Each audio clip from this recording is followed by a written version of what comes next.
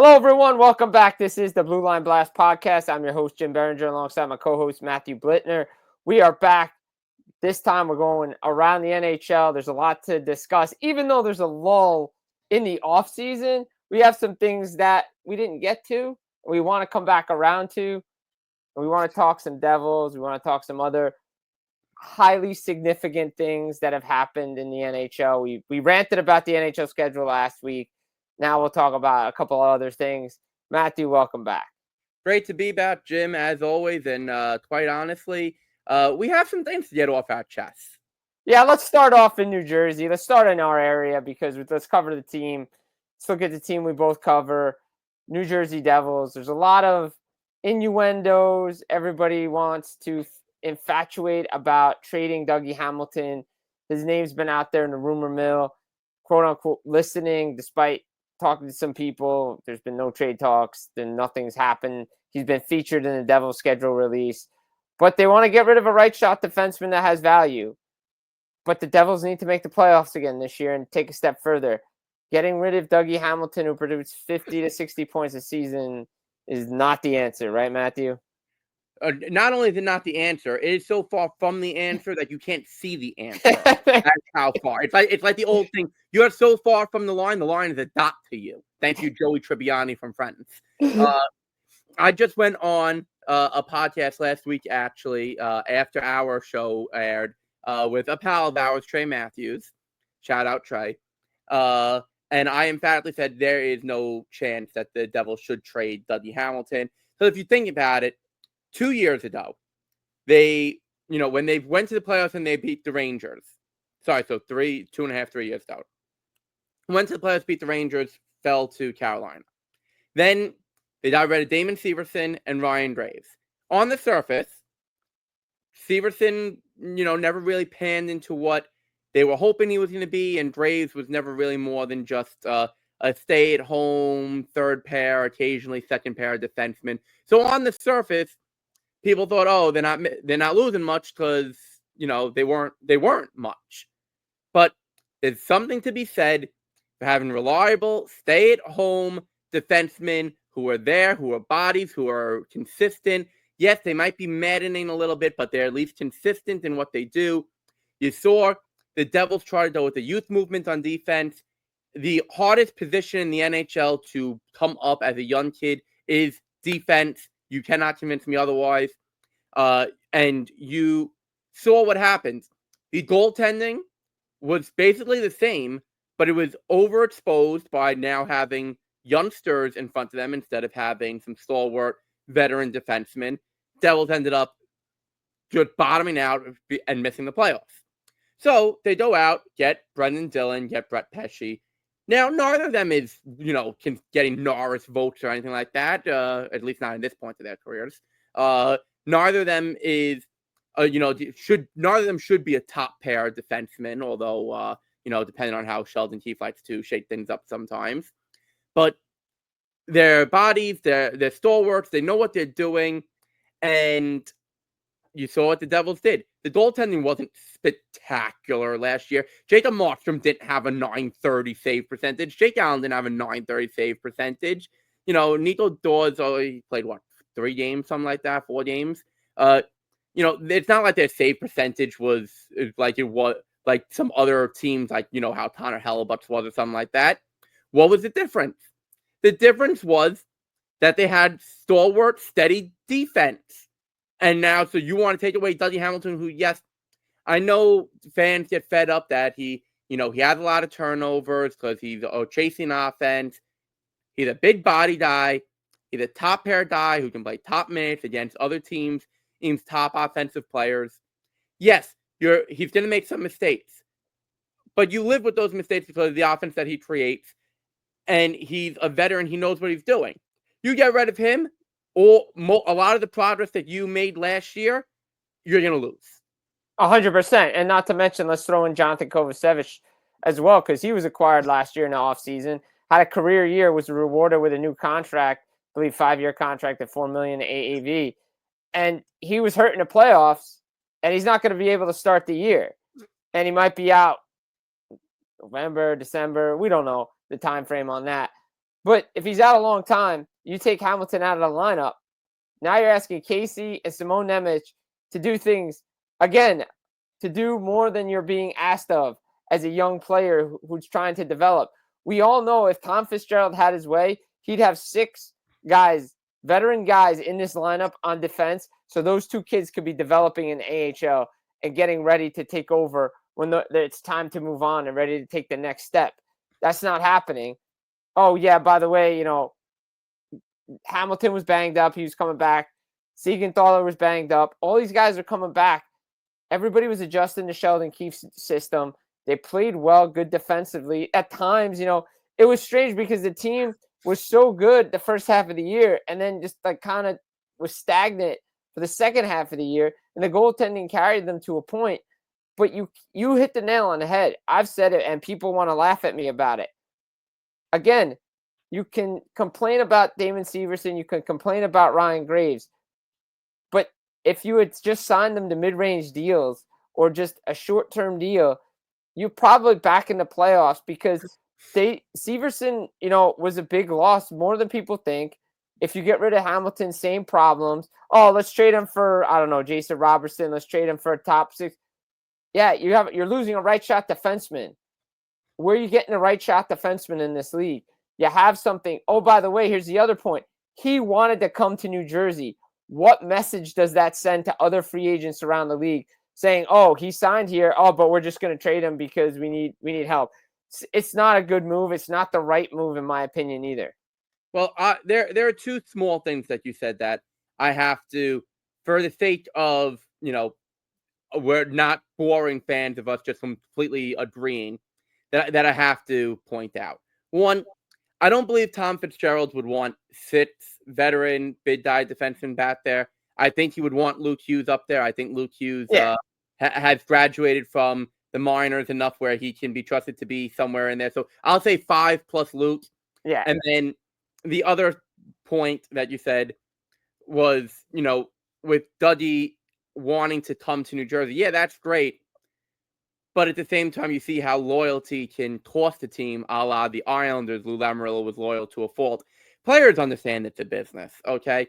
It's not like Dougie Hamilton signs with the Devils back in June, or that he got traded to the Devils in September, played 1 season, signed a long-term contract with them before the season was up, and said, I want to be here, and now they're going to trade him. No, he's been here a few years, so I don't think that would send the message that you're saying that it would in regards to being, what type of message does that send around the league? I don't think that's quite that same level. Again, he's been here for a few years. I know he wants to be here, and you want to be loyal, but I can see it both ways on that particular point. Because yes, what's Dougie's AAV? $9 million. $9 million. He's got a 10-team no trade clause that just kicked in. It was a full no move last year, and now kicked in a 10-team no trade. So I mean, there is a little bit more flexibility.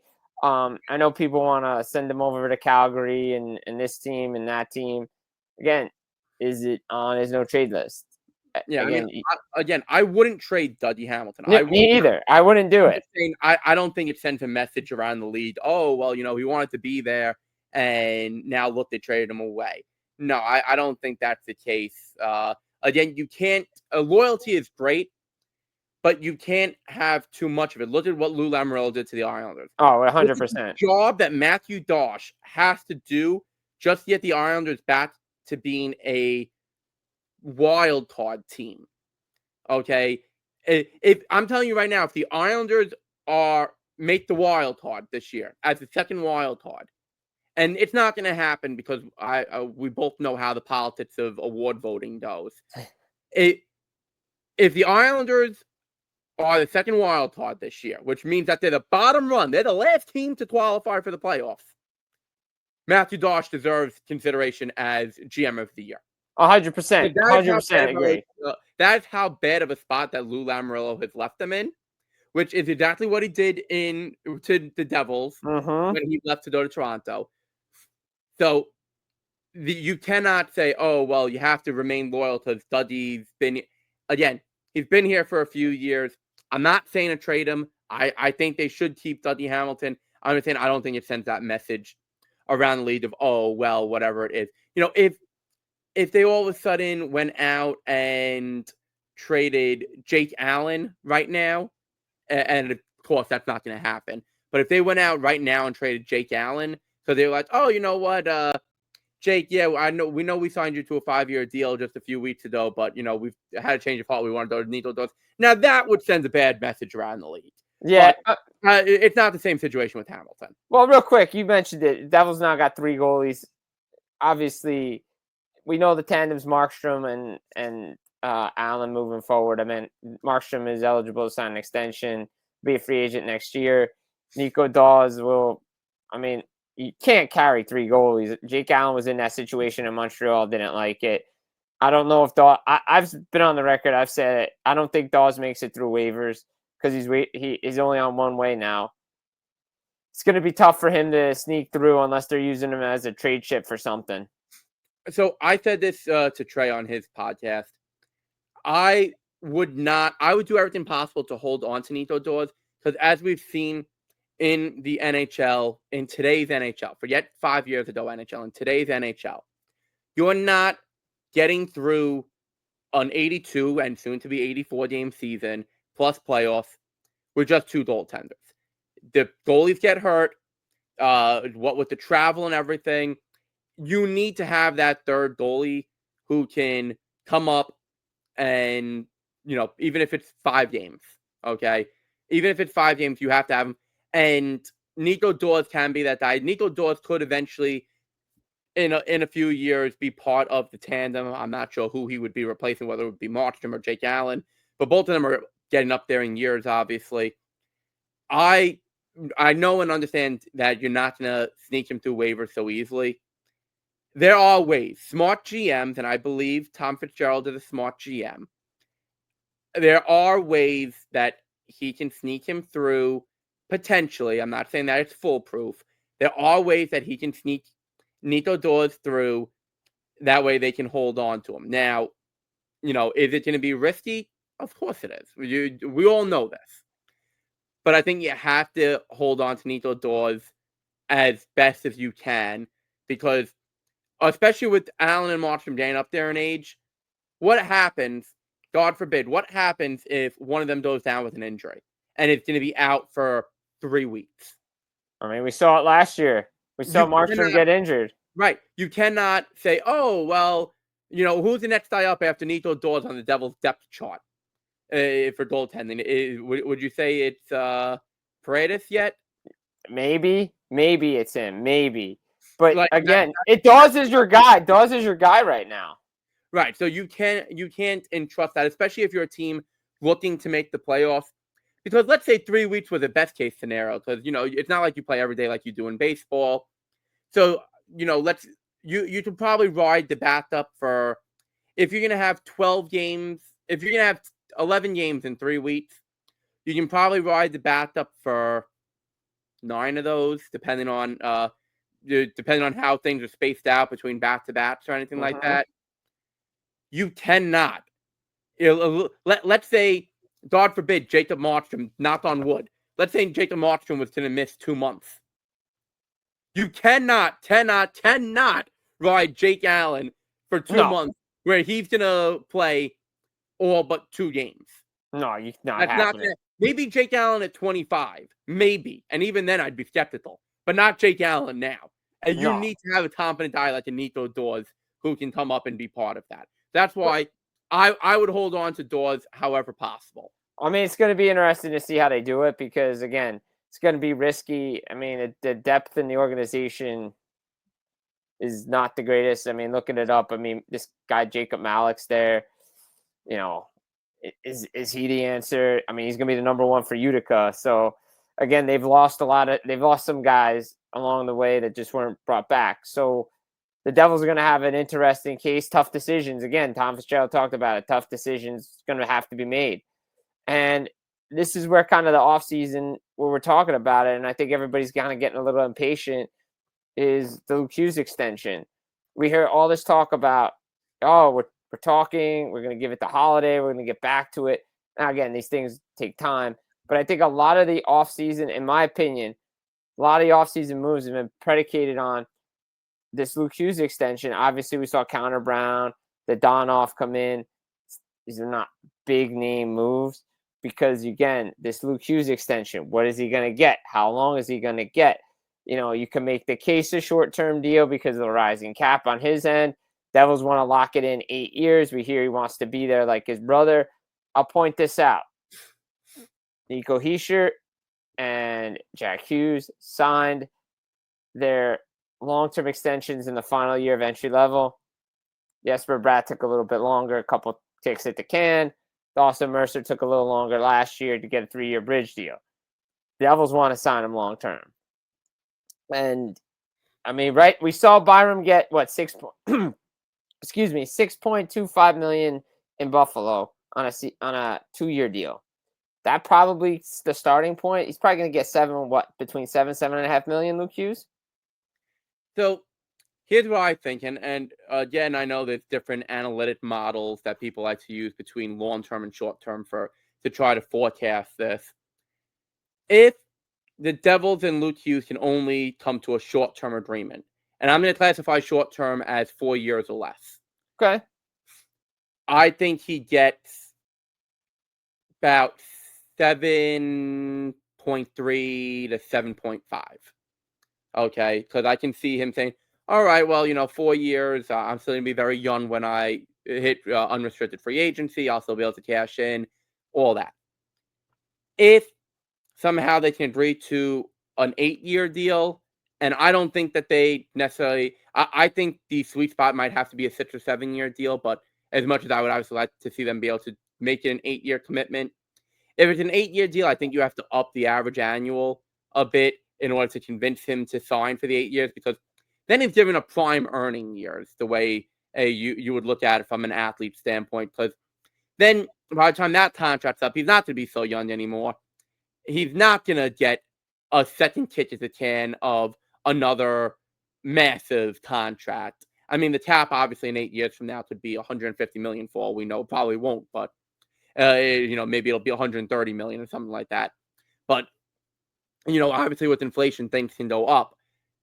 You're going to have to give more in order to convince him to stay for longer. So I think if they go for the 8 years, I think it's got to be an 8x8. No, that makes sense. I mean, again, Brock Favor's contract is kind of the benchmark if they're going to do $8 million. I mean, we know Jack's around 8. So again, it all depends on the number, the short-term, long-term situations. They want to get it done. It's just taking longer because these things take time, right? I mean, all negotiations take time. Many thought it would have gotten done by now. But again, you have a lot of moving parts. Tom Fitzgerald's not only dealing with that, he's trying to upgrade scoring, centers. There's a lot of moving parts to this Devils offseason, and it's not over yet, Matthew. No, not over by a long shot. Jim, I think we discussed this last week. Let the free agent frenzy start August 1st. Mm-hmm. Okay? And we're not even at August 1st yet. No, we're not. No, we're not. It needs to start August 1st. Seriously, it does.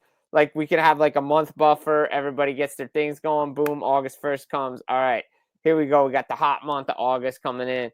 Yeah, everyone gets to, go play golf, have their weddings, get engaged, do all that fun stuff in July during their vacations. August, you come back, you sign your contract, maybe you get traded, whatever it is. You stick around for a couple of weeks because obviously you know that you have to speak to us dogs in the media, as a lot of people like to insult us by saying, oh, well, what are you actually doing? You're just annoying the players. Okay, fine, we're annoying the players. You guys the players guys sit around and come talk to us at their, at the press conference to announce their signing or announce the acquisition in a trade. And then by the time you know it, training camp will be beginning. So right. There's a long lull right now. There's a long lull right now that we're just inundated with rumors and different things, which we'll hit in a little bit. But we've mentioned this on this podcast before. Never easy to transition from something like that to a serious topic, the Hockey Canada trial, the verdict's in. You can go check it out. They've done great work with that. All the players that were up for the sexual assault allegations were acquitted. Everybody has their opinion on that. It can go one way or the other. So, but the topic has been raised. Should these players be allowed to play in the National Hockey League? And my feeling is eventually one or two of them is going to play again. But right now, don't sign them. Don't get that headache. The NHL's come out and said they're ineligible to play. The PA's fighting back, saying they've done their time already.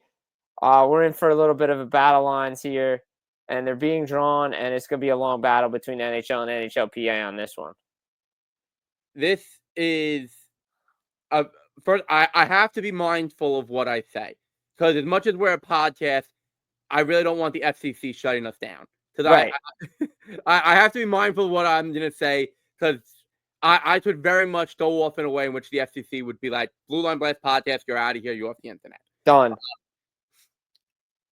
It's an absolute travesty and disgrace the way the judge in the case handled everything. It really is. I have spoken with a number of lawyers. Now, obviously, they're not lawyers in Canada. They're lawyers here in the United States. So, okay, obviously different judicial systems. But the main principles are, interchangeable in a way. The way the judge handled that case with one botch after another, I mean, and the prosecution did not do their job. No. I mean, to not have their witnesses prepped, not have their key witnesses prepped well. There are episodes of Law and Order that have been less of a train wreck. And Law and Order is a TV show. Yeah, that's very true. But it's an absolute disgrace. I know a lot of writers and media people will side with the PA because they'll say, oh, well, we want to curry favor with the agents. We want to curry favor with the players, and we're always against the league. I have to side with the league on this one. The players absolutely should be ineligible right now. And Jim, you and I in our production meeting talked about this a little bit. Look at Slava Voinov, the former LA Kings. He was brought up on criminal charges. What was it? 6 years ago now? 7 years ago? Yeah, something like that. Yeah. For domestic violence and sexual assault, I believe it was, or one of the two, something like that. He was found not guilty, and that was found guilty here in the U.S., where we know the laws that we're talking about. Right. And the league, because the CBA allows for this, gives Commissioner Gary Bettman power to exile, suspend, hold off on reinstating, all that, players who have been brought up on criminal charges. Now, it's all very legalese in how that provision of the CBA is worded. I'm not going to try to interpret that for anyone, even for us here. We're not lawyers ourselves. Right. But if the league, the league has that power, Gary Bettman has that power to make sure that the players are ineligible. That's just a fact. If the Players Association wants to file a grievance, I mean, first of all, I understand that they have to stick up for their members because obviously those players are members of the NHLPA. But you got to look at the optics of it. Yeah, I know you want to protect your boys, but Jim, what have we learned about hockey in the last, I'll call it 5 years? Okay. All the things we've seen and heard with people saying, oh, hockey culture this, hockey culture that. Yeah, the boys always stick up for boys being boys, sweeping things under the rug. What message does it send as they're trying to grow the game? And for the first time ever, the league went over $7 billion in revenue. So the league is clearly growing. They had the great thing of the Four Nations tournament. They're about to go off to the Olympics. They're bringing back the World Cup. The league is growing. And it's growing in a way, the salary cap is going to exponentially jump. The league is growing in a way that a lot of people, and us included, probably 10 years ago didn't think was possible. And you really want to take a chance on destroying what little goodwill the league has. Okay? It's not like the league has a ton of goodwill in the bank. They really don't. You really think the players in the league have a ton of goodwill? They really don't. Oh, they maybe have a little bit extra goodwill because they've now said that they're not going to have any labor unrest until 2030 at minimum. Maybe. Okay, that's great. That goodwill disappears like that. It depending on if the players try to fight this in a certain way. Because you have to realize, of all the fans across the National Hockey League, 50% of them are women. Yeah. Okay? The other 50% who are men, at least, can we say half of those men, realistically speaking, probably have a mother, sister, wife, girlfriend, significant other, fiance, something, where they would be like, oh, I wouldn't want, the woman. Yes, absolutely. So now maybe the men won't necessarily boycott those players because, again, boys being boys, something in the male genes, whatever it is, science tells us men are always going to stick together on that. But you really want to alienate the female fan base who are out there supporting the NHL. You now have the PHWL, the PWHL, the Professional Women's Hockey League. Women are into hockey.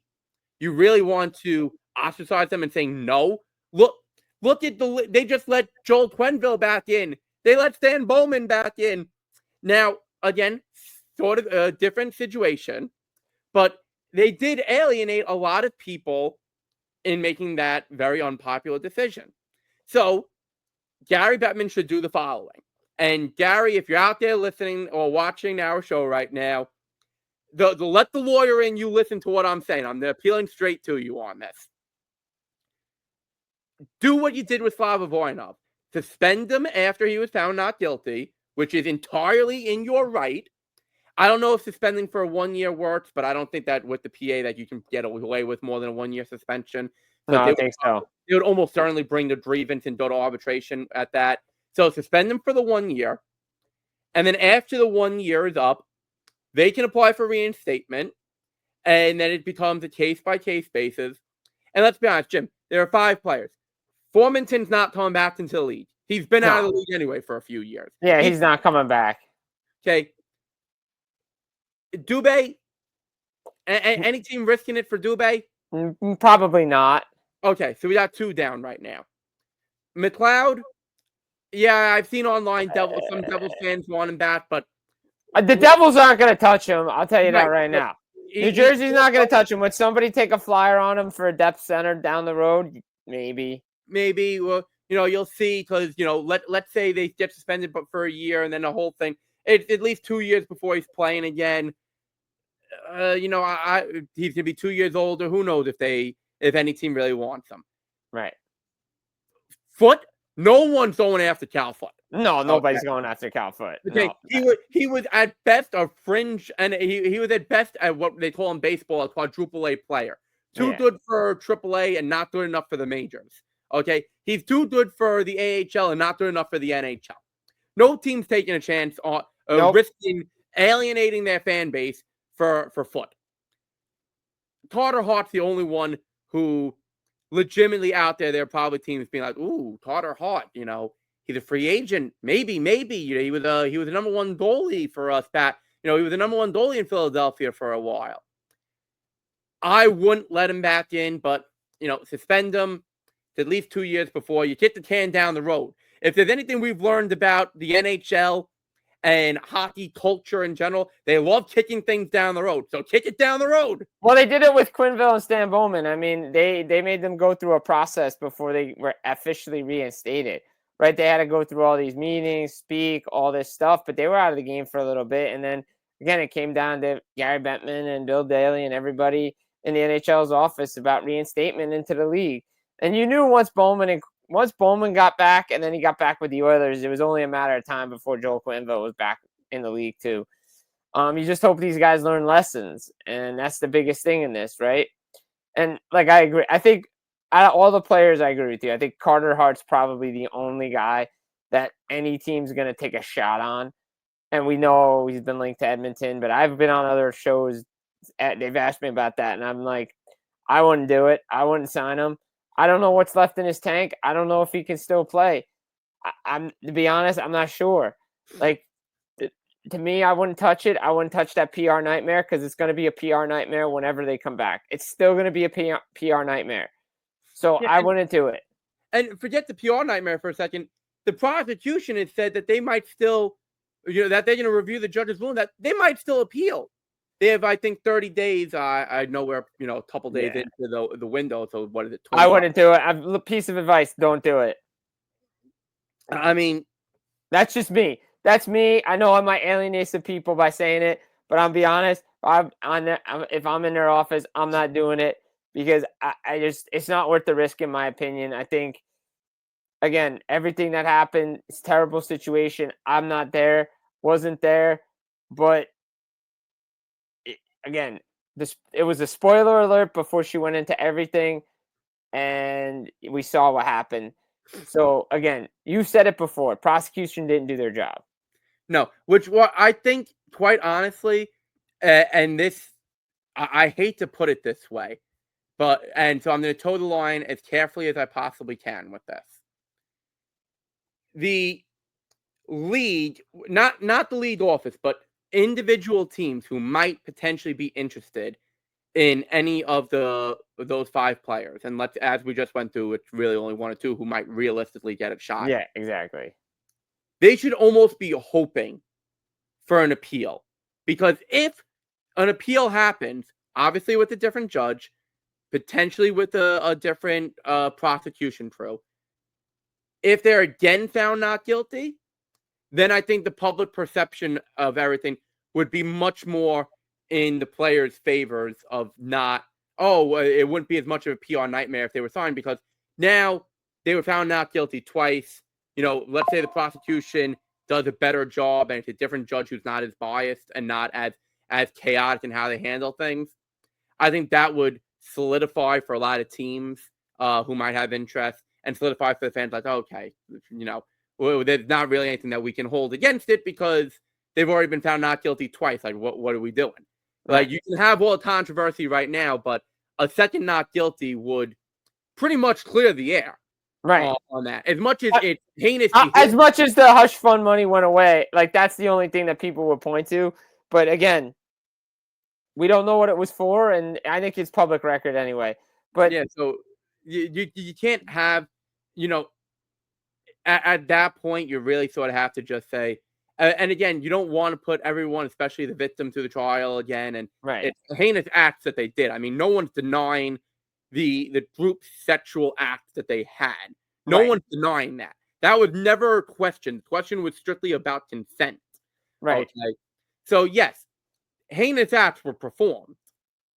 But in terms of the level of guilt on whether or not the players are guilty, teams probably might feel more comfortable if there was an appeal, because if they're found not guilty again, then that really solidifies that they're not guilty. Now, of course, if the prosecution does their job and the judge is not as biased, they're probably found guilty, and then they're not playing. They're not playing ever again, so it doesn't matter. Yeah, and then let the circus begin all over again. Right, exactly. Then it's a moot point, so it doesn't really matter. So, again, something to keep an eye on. Again, everybody's writing about it. Everybody's got opinions on it.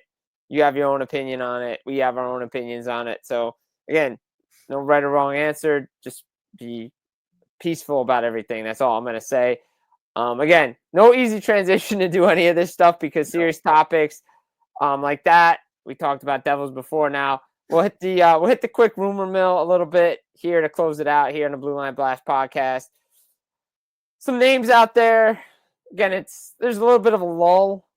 Actually, there's a big time lull, like it always is in July. As I said, it's the dead zone. The dead zone, right? Like your cell phone gets a dead zone. Like the DBZ movie. Right. All right. So a couple names been out there. Start in Dallas. Jason Robertson. Again, we've talked about it on the program before. His name's still making the rounds for some reason. Everybody wants to talk about Jason Robertson and potential his availability.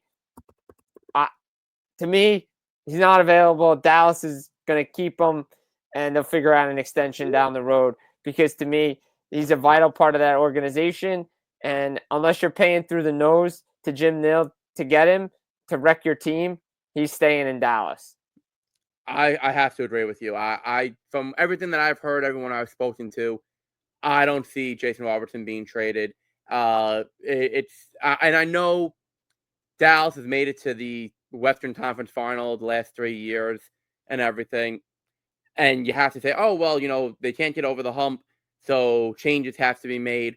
Well, you already got rid of Pete DeBoer. I know you have to change up the core somewhat. Getting rid of Jason Robertson is not going to be that answer.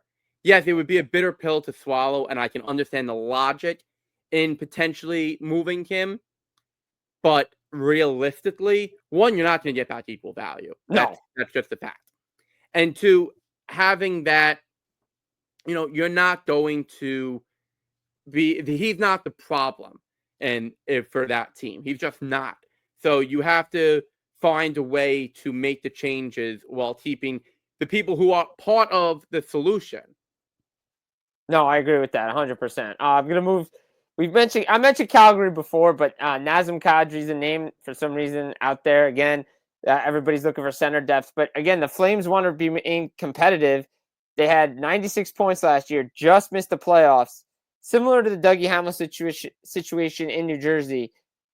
Giving up a guy like that who can help you remain in playoff contention, if you're not getting something back of equal value or greater value, why move him out? I know a lot of teams have been connected to him. Toronto. I've seen New Jersey name potential. A return to Toronto. Colorado's names out there again. Montreal. Do you believe he's actually moving? I believe there's a better chance of him moving than Jason Robertson, but no, I do not believe he's moving. First of all, the cap, as much as it's going up, has not gone up enough for teams to say, okay, this is a reasonable contract for us to take on. That's just where we stand. The math has to math. That's the math. That's it. The math is, yes, I know, again, the cap has gone up, what is it, $7 million for next year? Yes. That's not enough for teams to say, oh, yeah, Nazem Kadri, that's enough. No. Well, when the cap is up over $100 million, come talk to me then. Well, the cap is still under $100 million, Nazem Kadri. Unless Calgary is going to, retain 50%, and Calgary would be stupid to retain that 50%, he's not going anywhere. No, I agree with it. It's just, again, a name that's out there. People looking for centers. People looking for defensemen because the right shot defensive market. Oh, we got to get rid of guys. It's similar to St. Louis with Jordan Kyrou, right? Again, he was a name that was out there that was linked to the Montreal Canadiens before the Zachary Bolduc and Logan Mailloux trade. But again, you have to give up a lot to get a guy like that, and they couldn't do it. Kyrou, there was also it wasn't a good fit between him and the coaching staff and the management. That was a little bit different of a situation. Right, but he's still there now. His no trade clause kicks in. He's got full reign over where he would want to go. And I don't believe the Blues are looking to move him right away, because if that was really the case, he would have been gone before July 1st. And look, they're going to have a new GM after this year, the Blues.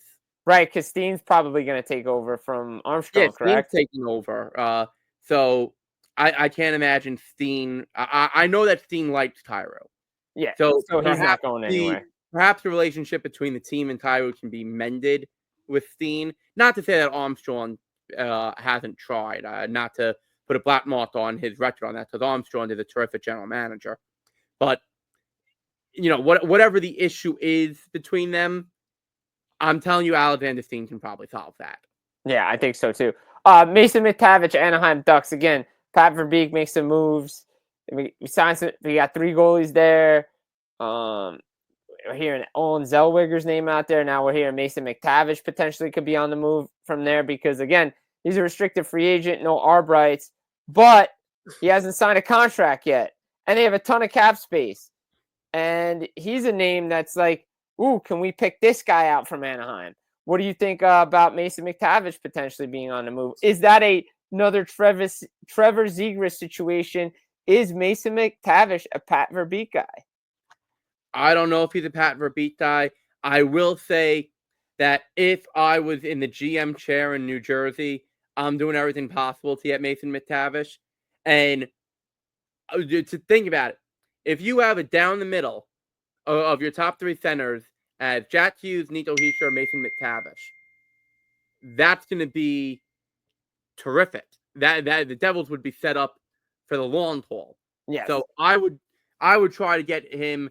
I would make some very significant offers to try to get him. I would too. I mean, I like that think player. he can be had. I just don't think the package is going to be realistic at this point.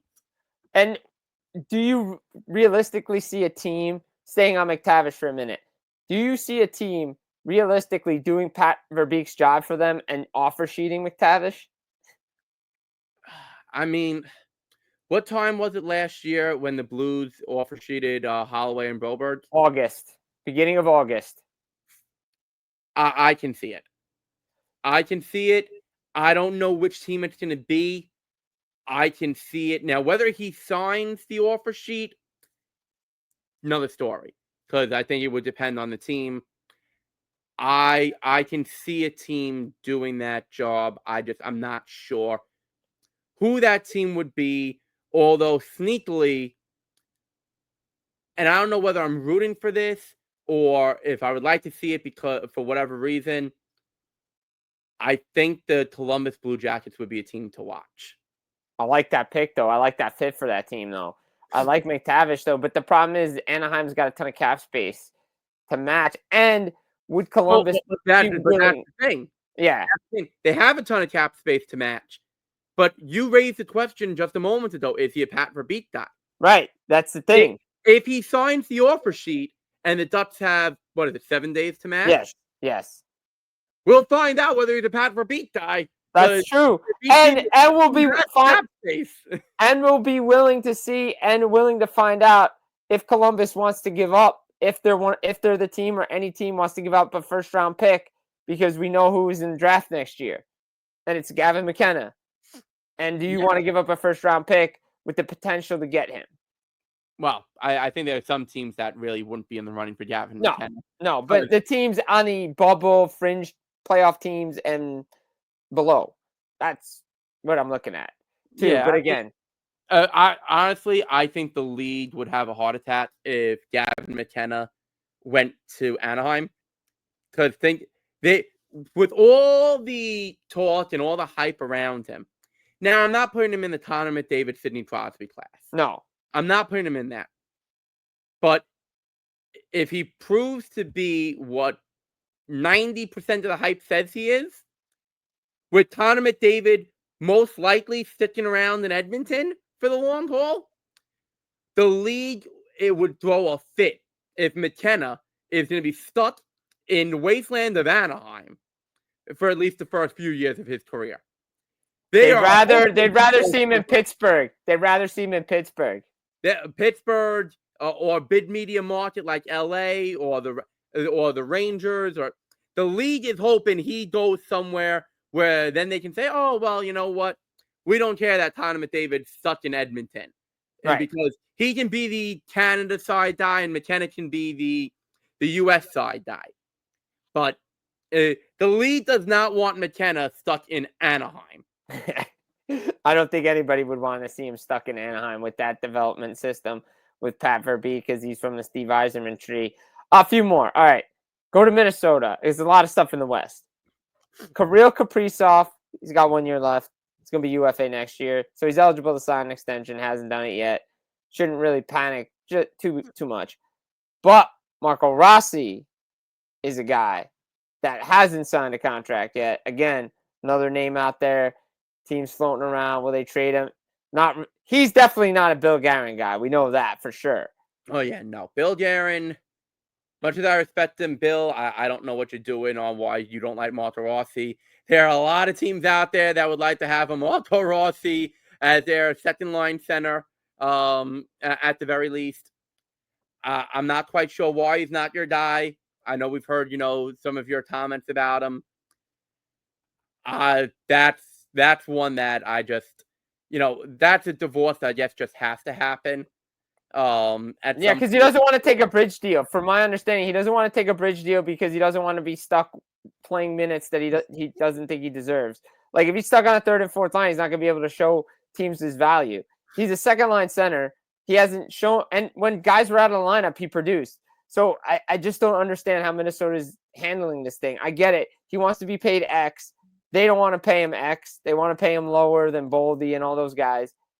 But the problem is he's 2C, and teams want 2Cs, and he's valuable. But Minnesota is, they're a bubble playoff team, and that's what they are. And if they get in the playoffs, they don't make it out of the first round. And I think that's what Kirill Kaprizov's weighing too. I don't think he's going to sign 8 years as much as Bill Guerin wants him to sign 8 years. I think he's going to go 5 years again. Quite honestly, I think he was throwing like 3 or 4 years for Kaprizov. And I can see Kaprizov just not signing an extension, although I think that's less likely than him signing a short-term to mid-term deal. I will say, and I'm just going to float this out there. This is not something that I've heard is in the works. This is something that I personally would do. If I'm Matthew Dosh, I'm pulling up Bill Guerin, and I'm making a very enticing offer. Maybe not, take the gun, leave the cannoli, take the type of offer. Maybe not an offer you can't refuse type of thing. But I'm making a very enticing offer to try to get Marco Rossi on Long Island. Oh, that's a great fit. That would be a great fit for that team. That team right there, the Islanders with Marco Rossi. I'm telling you right now, lock, stock, and barrel, give Matthew Dosh the GM of the year. I mean, I've already liked what he's done. I've already liked what he's done in the first 2 months he's been there. Yeah, but you need something to put him over the top. Yeah, it's true. That's fair. We all know how the voting goes with these things. Yeah, you got to make the conference final. Hasn't won it at all. Yeah, well, that's a crying shame. We all know he's the GM of the year. So I don't care what the award says. We know Bill Zito's got the award that matters, which is the Stanley Cup. But I agree with you. I think Rossi on Long Island would be an excellent, excellent fit. Yeah, I think that would be the best place for him to go. Quite honestly. 100%. So, I mean, it's going to be interesting to see what happens, see what other things pop around as we hit the dog days of the NHL offseason. Hopefully, some things percolate a little bit more as we get close to August, and maybe an offer sheet, maybe a trade, signing, something. Because Jack Roslovic's still out there. He hasn't signed yet, though he's been linked to Vancouver. But we'll see what happens with him. I don't know. It's going to be interesting. Jack Roslovic is not a player who is going to be a determining factor for teams. I know he had a very good goal-scoring start for Carolina this past season. He's Jack Roslovic. We know what he is at this point. Yep. His name carries more weight than his actual production at this point in time. It's true. It's very, very true. So, again, it's going to be interesting to see what happens this offseason. Guys, it's been the Blue Line Blast podcast. Jim Biringer, Matthew Blittner. We'll be back again next week. Take care and enjoy.